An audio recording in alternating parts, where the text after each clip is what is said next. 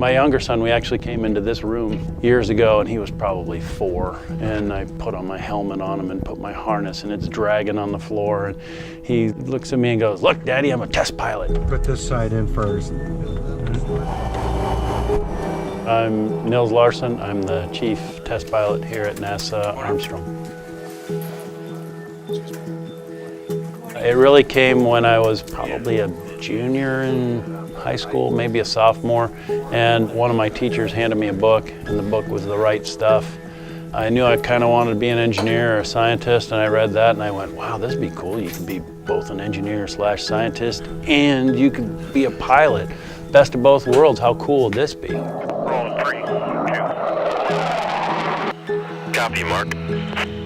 The test pilot answer is my favorite is whatever I'm flying today. So I just got out of the F-18, so that's my favorite right now. Well, the role of the test pilot is to pull it all together in the air. Our mission here, our objectives are testing science and technology through flight, in flight. Let's see, flight objectives. Basically, the biggest thing is to try and get this instrumentation worked out and, be able to compare it to the airplane and to what's being recorded on my chest. Mission security, mission rules, go, no go. We talked about the 40,000 foot, probably the biggest one. So we'll go to 39,999 feet. Let's see. Keep me on my toes. Yeah, exactly. Okay. You got your helmet? Okay, I'll give you the rundown real quick and then we can go out there and do what we're going to do. Well, what we do is our initial concern is to give the pilot a safe and reliable aircraft for his mission. Once we've achieved that, then our next concern becomes the science and the research folks that are going to be associated with the airplane. So if they've attached an experiment or they're looking for specific data, we work with them to make sure that their equipment is working the way it should be and that it gets them the data that they're looking for. For us here, we work a lot more with a project. We're doing, sometimes we call it weird things with airplanes.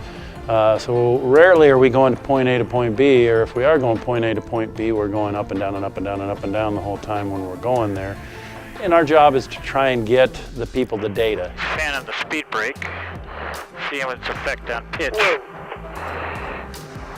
That was a good one.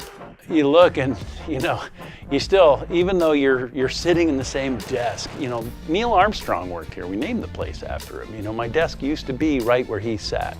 Joe Walker, I sit where his desk used to be. That's where I sit now. And you still don't feel like you're worthy to be sitting where they were. Air Pro 2.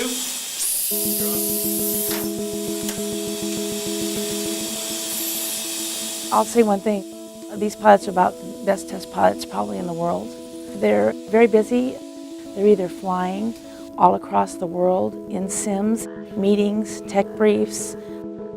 They make things happen at NASA and for the United States and the world. They're the first people flying maybe a wing that was modified or some modification to an aircraft.